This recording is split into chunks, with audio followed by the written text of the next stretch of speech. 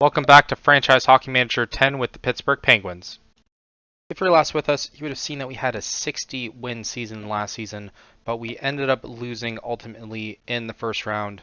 Pretty disappointing, but there's not much you can do. We ended up losing 4-1, so it wasn't even really close. We didn't really put up much of a fight, but we did finish the season with 62 wins. Now we're going to see if we end up getting any silverware. I kind of doubt it, but we would be lucky if we managed to get it. The Hart goes to McDavid. Dolan gets the Smythe. Bedard gets the Calder. No shit. Carlson gets the Norris. So we at least won one thing there. Nieto actually gets a Selke as well. So best defensive forward. We'll have to remember him. Vezina is Sorokin. I don't even think we were nominated for that. We end up winning Executive of the Year, and we end up winning the best coach of the year. So that will be very good for future where we can add in all that kind of stuff later on. I think it's going to pop up here. So we're going to kind of show you, so we're going to show you what we can put those categories towards. And we didn't get a losing season, failed to reach playoffs. We don't get anything for longevity. That'll be longer down the road. Didn't reach the finals, didn't win the cup though. But we got to score 30 there. We get 6 available points, so you can kind of see where we end up putting most of our stuff there. Since we are going all in on this, we do have to kind of emphasize the areas that we already kind of emphasized beforehand. We are more of an offensive coach, so we're going to end up doing that. We're not going to coach prospects or anything like that. That's going to be the primary focus as soon as we end up getting to the rebuild thing, where you're going to end up seeing that the coaching prospects is going to be exploited as much as possible. But yeah, we're just going to focus on the offensive training, coaching forwards as well, because we are more of an offensive mindset as well. So let's see what the result of the draft is, and we'll go in depth as to why I picked each player. A quick look at what we did in the draft here. We ended up getting Jacob with the 4th round pick. We're going to take a quick look at him. His stats were pretty good. He got 41 points in 62 games. He is a lefty as well. Rushing defenseman. He has a pretty good offensive rating. His stamina is pretty good as well, but he kind of jumped off the page. He had a 74 grade at 17, so we are going to try and invest in this guy, see if he can turn out to be something for us. We ended up grabbing Sam Maremba, who was the 1st round pick in the save that we did with Montreal Canadiens. So obviously a huge fall from grace. I don't know if he ends up panning out to being anything. Not really much of a defensive player, but he does have decent physical attributes and decent offensive. So he'll probably be a perimeter shooter, but we'll take a gamble at him. We end up getting him in the 6th round, which is kind of what he was projected originally in the other one. I don't know where he was supposed to go. He wasn't even projected to be drafted. So we're just going to take a gamble at him. And then with our 7th pick, we picked Jan Sprinar. He was the best pick available. He has a grade of 68 in the QMJHL. He got 75 points in 61 games. He's 19, 6'1". He's much of a garbage collector, but offensive rating's decent. Physical's okay as well, but we can see if he ends up progressing into something. But either way, it's a 7th round pick. There's not much you can really do with that. And then we took a gamble with Michael Chamber. He is a goalie. Didn't grade very well. Save percentage okay. Wins 16 though. That kind of stood out a little bit. Doesn't look like anything really, but goalies are always kind of hit or miss. But he is playing in the NCAA, so goalies can randomly just appear from those kind of things after a little while. But yeah, those are the 3 or 4 picks that we end up doing. Hopefully we can kind of keep you updated on that and see if they end up turning out into anything really. But I did notice there was a decent amount of trades that ended up happening. Toronto was very busy. They got rid of Luke Shen for a 5th round pick. I don't know how 1 star is worth that. They got rid of Yanrock for a 3rd round pick to Vegas. They ended up getting rid of New York got rid of Lafreniere. So he ends up they get rid of him in both series. A 2nd round pick. I think we gave up more than that for him when we were in Montreal. And then Hakan Pa, I don't know who that is. He's apparently worth a 5th there. Miles Wood going for a fifth, though. That is kind of surprising. We were very busy in in the off season here. Some of the trades that we're gonna show you are kind of shocking. Um, all trying to do well within the rules. Um, Feels that we kind of cheated a little bit there, but we ended up signing Blake Wheeler and Dichov. Blake Wheeler looks pretty decent. We ended up getting him for around 1.7, so he's pretty good for that. That's kind of a move that Pittsburgh would do as well. But we needed to make a little bit of changes just based on who we ended up getting after. We got Dichov as well. Mental, okay. Physical, maybe not so much. Doesn't look too bad though, but he is 23, so we'll see how he is at 25. But even then, even if we end up keeping him and then we trade him away for something later when we're rebuilding, then it is what it is. Doesn't Oh, we end up getting Stamkos as well. So based on getting him for 1 year for 6.2, we were kind of forced to make drastic changes to fit under the cap. It is still the preseason, but we had to, otherwise we wouldn't have been able to get him. So it's a huge upgrade from the players that we ended up getting rid of. We ended up parting ways with Kane, but I'll get into that more later. We ended up trading away Piniemi, Poulin, and Foster. So Poulin, unfortunately, we ended up letting go. But we ended up getting an upgrade in our backup goalie with Thompson.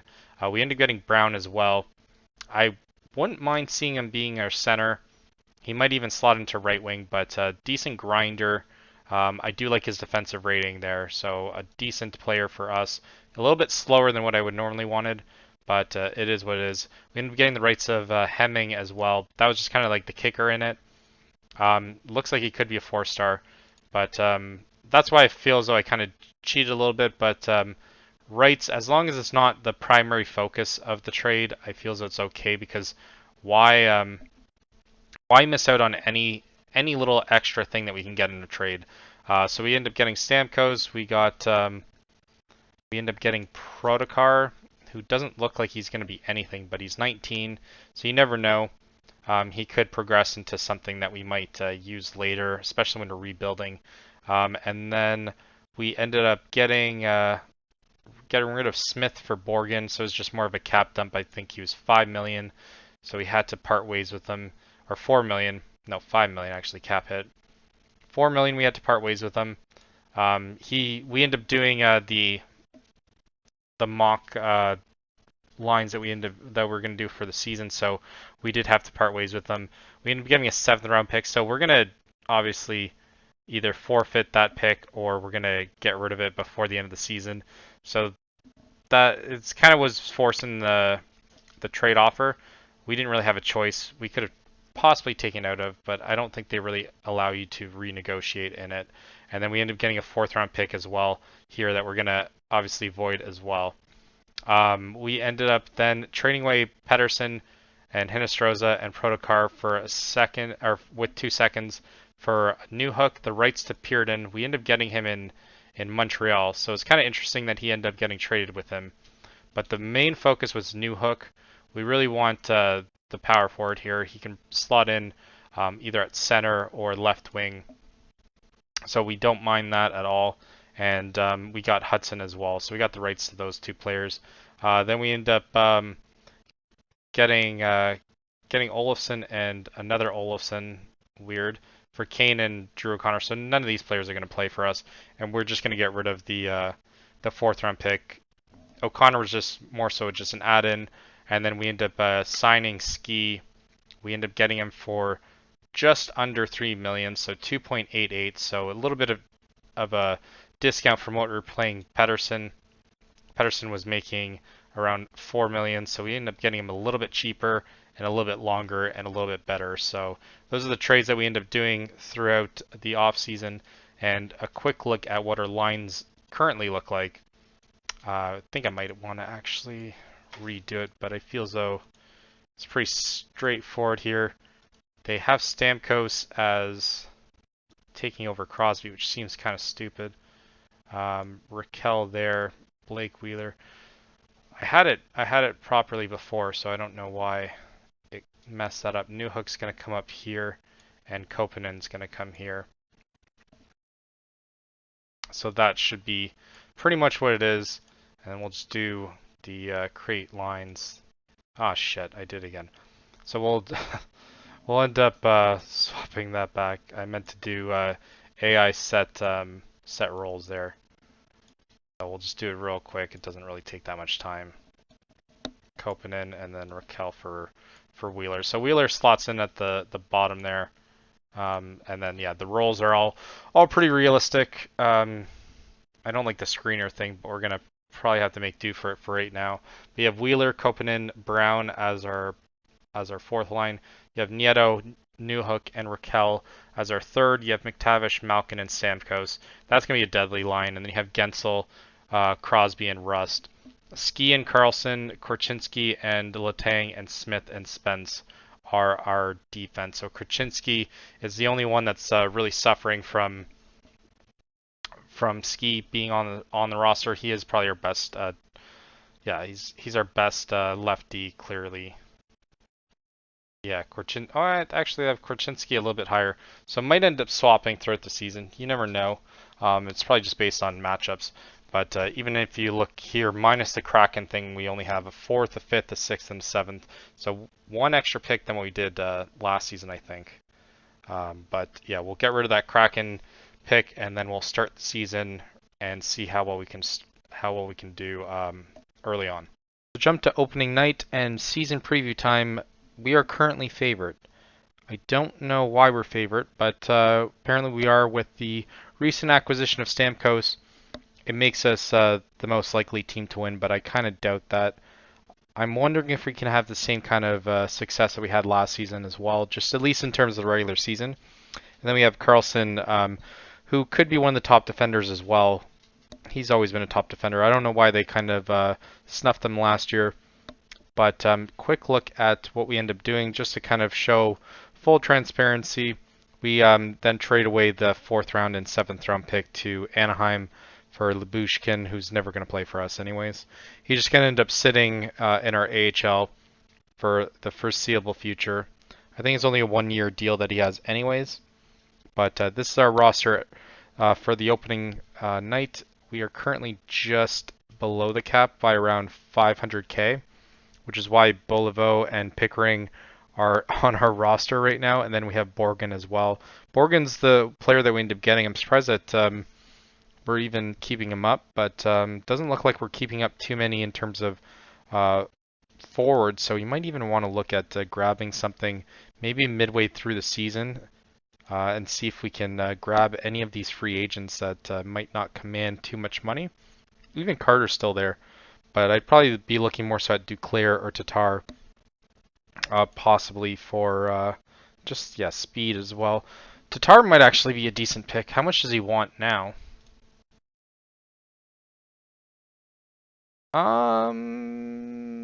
Yeah, let's do that. Let's let's short him a little bit. Let's go 2 years. Go 975. All right, let's go a little bit higher because we might move Borgden down and then just have him hit waivers. Why are you not wanting? Alright, I guess we can agree on 1.4. Yeah, so 1.4 and then we'll move Borgden down. I don't think anyone's going to claim on waivers anyways. But let's see what I hope they don't bring him back up. Yeah, they don't bring him back up. So looks like Kopanen's the odd man out there. But we do at least have one extra forward there. They keep putting Stamkos on the top, which is actually kind of pissing me off. I know that he's the better player, but I mean, I don't see it personally. I think Brown would be better here, and then Wheeler can kind of go down here. Tatar ends up fitting on the 3rd line there, so not too bad, not too bad. Playmaker though, we probably have to switch that. Let's put him more of a. He's always more of a sniper actually, maybe even a speedy forward. Let's do counterattacking actually. That's probably his next best one. other than playmaker, which I'd rather him not be playmaker. Just because you have Crosby, who is clearly like the Gretzky office of playmakers. Why would I put Stamkos there? Stamkos is going to be probably pretty good for us. But Buffalo Sabres, current champions. And our first game is revenge game here. Bunch of players going on waivers. Nothing really sticking out though. But let's see if we can get the first win and issue payback. And do we do it? We end up winning 4-3. So if only we could have delivered like this in the playoffs. Stamkos, Gensel, Letang getting their first goals there. I'm just hoping Letang can stay healthy this season. I feel as though if he does, it's going to be a very good regular season. But it is going to be interesting to see how well most of the teams in the Metropolitan end up doing this season, and if they end up really fighting for us for the top spot. Looks like New Jersey's probably going to be a threat. I feel as though they're always going to be a threat. I don't know what happened last season, and then unfortunately Philly there as well. Columbus surprisingly getting a first win there. That's probably the most shocking thing that I've seen. Game 2, San Jose, they end up beating us at home. That is not a sight that we want to see. Malkin getting a goal, and then Stamkos getting the other one. But we can't continue like this, obviously, and we have a doubleheader within the first 3 games, which I don't even understand how doubleheaders end up happening. There's so much time in the NHL, especially not even just in this game, but just in general. There's so many. So like we might have like 3 days with. Oh wow. So no one did anything in that game. And yeah, we're gonna destroy everyone. We're going to defend him, but everyone should be criticized. So far, not a good start. Not as good as last year. It might just be kind of a cohesion thing where everyone kind of needs to get familiar with each other, but I mean 2 points, there's not much separating 2 points throughout the standings here. But we'll play as many as we can. Kane ends up, let's see how Kane's doing. Kane still hasn't scored though. So far not a bad decision. He didn't do as well as what I thought he would do. And Thompson I know doesn't want a contract at the end of the season. 6-2, so we're gonna have to do some tweaking here, because we can't lose 3 straight like that. This is kind of looking like how Pittsburgh was last season in real life. So in the 2023 season, 2024 season, we're kind of starting off like that. But we've turned around before. I feel as though we can do that. We're good enough to at least get a wild card spot. And yeah, 1-3 is not good, but we're still maintaining the not losing in overtime there. So at least we have that. But I don't know how Columbus is number 1 in the division. So we'll do AI dress players, and then we'll see what he comes up with. Yeah, okay. I'm okay with Malkin going down. That's fine actually. I don't mind that one. That's actually solid. Gensel, Russ, Raquel, McTavish, yeah. I like that. 5-2, so yeah, it clearly agrees with them. I think this is probably what we end up continuing with, because Malkin is getting older, but he probably is going to feature on the power play. Crosby's still kind of showing up though. Yari with a second win though. At least it bumps us up. And we don't look as pathetic as what I first thought we did. So we end up getting that, but St. Louis is our next opponent here. Who has the 59? There's someone at the 59 grade that I saw there. We lose 4-1, which is pretty pathetic. Who's the one? So Ty Smith has a 42 defense. Crosby has a 48. I don't think that happens in any game. Russ is currently in the top of the points for the league, but that should probably simmer down so we can at least focus on winning games. I don't really care about personal accolades here.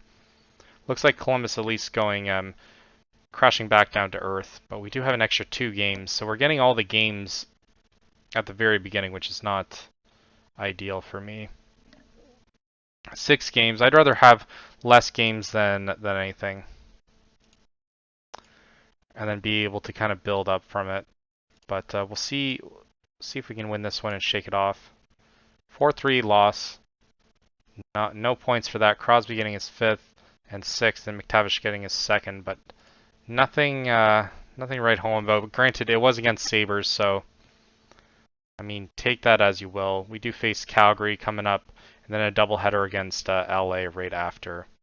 LA is currently top of the league, so I mean, not two very good opponents to be facing off against. And 3-2 loss. Finally lose in extra time though. Newhook getting his first goal there. Yeah, it feels though we might have made too many acquisitions in the offseason. We're currently last in the Metropolitan. I don't know why I keep stuttering with that division name. By the end of this, I'll get used to it.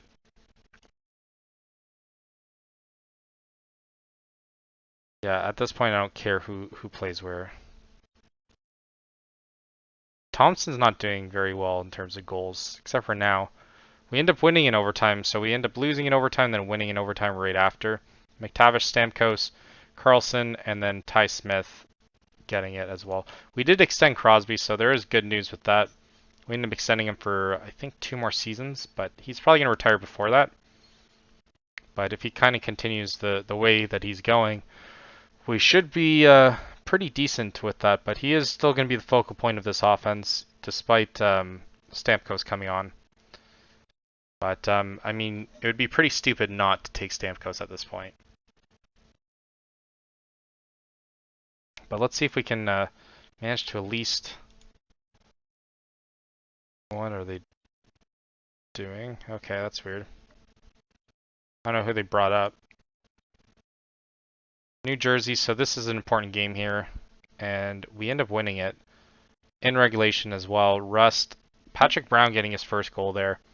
Raquel and then Carlson getting his first, or getting a couple goals there. So 10 games in, we currently have 9 points, so a point per game at this point. But there's not much separating between us and the top. 6-2-1 is very, we could easily go on a streak and get that. And they have roughly around the same amount of games as us. So I feel as though as the season continues, we're probably going to end up doing a little bit better. But I feel as though we should easily, even if we end up 500ing it at this point, we should still be in pretty good shape. As long as we end up beating our division teams, not like this travesty, we lose 8-5. Raquel, Tatar, Raquel getting another one as well, Crosby getting his 7th, and Carlson getting his 4th. But after, we'll do around 15 games here, but doesn't look like we're doing too great, but it doesn't look like we're doing that bad either. I mean, I've had it where we've started off this way and then somehow even just finding our way into the to playoff spot there. McTavish is currently at 4 stars though, and a perimeter shooter now. I don't know how I feel about that. I'd probably prefer power forward. But currently we're broke in terms of any kind of budget for scouting or anything like that. I don't know how we had so much last season and then all of a sudden we lost it all within the next season. I guess maybe our owner ended up taking all of it away. Probably after our first round exit, he said no one's getting bonuses, which is understandable. I know I didn't get my bonus last season, but at least we're selling jerseys though, right? Tatar getting one of the top ones there. It'll be interesting to see how well he ends up doing. And this is probably going to be Rangers. I assume it's going to be Rangers. Yeah, it's Rangers. And I don't know how McTavish made his way to the top line there, but we end up losing, and not even in a good fashion. So it looks like we've probably broke our goalie. Yari's probably going to need some rest.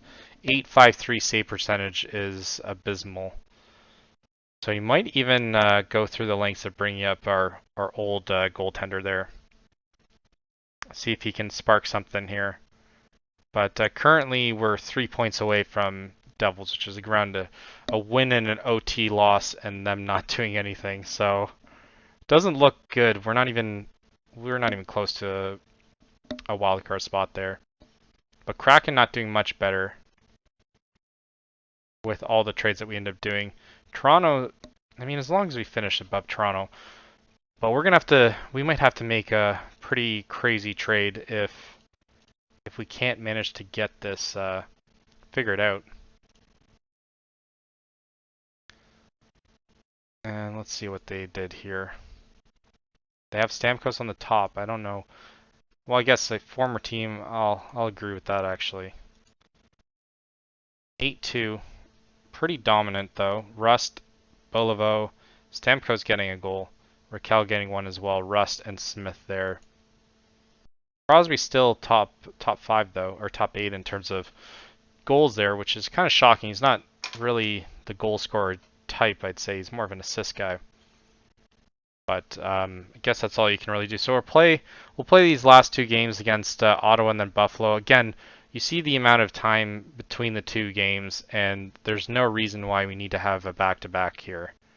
I don't even know what November 9th would be, but if it's a Saturday, Sunday, then that's pretty stupid.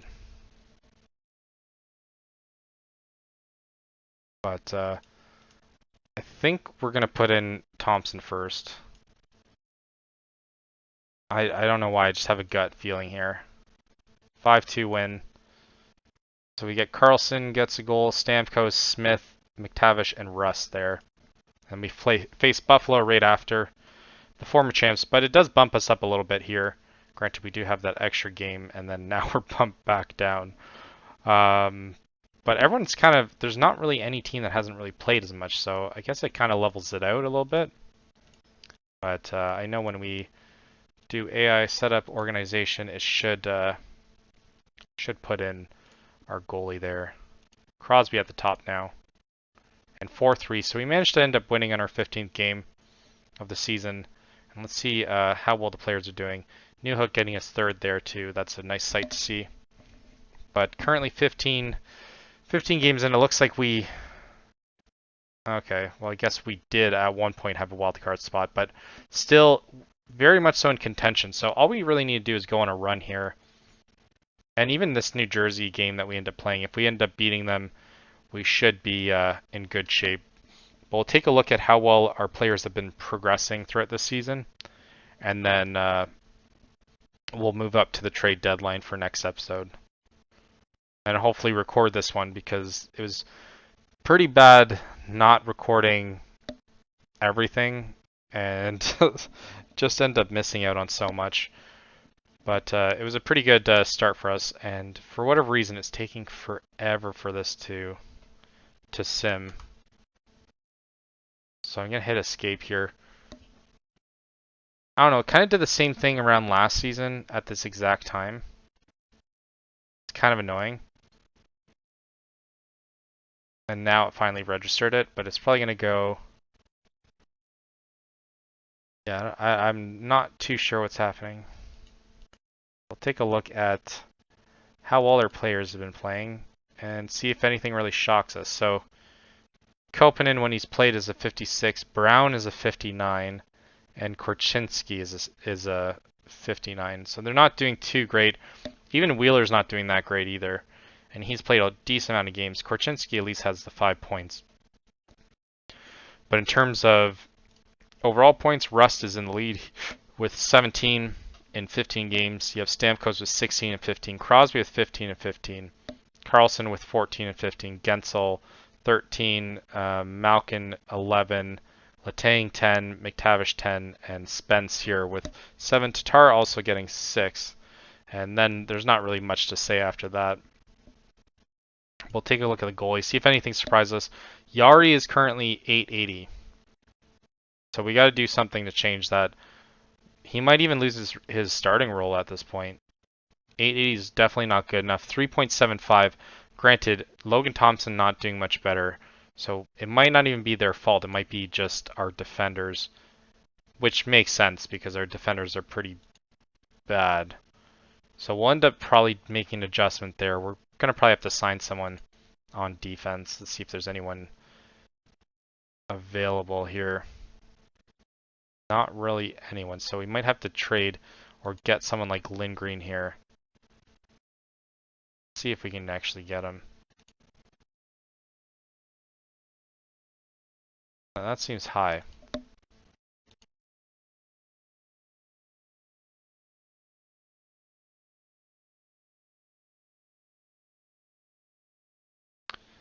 I'm not budging much more.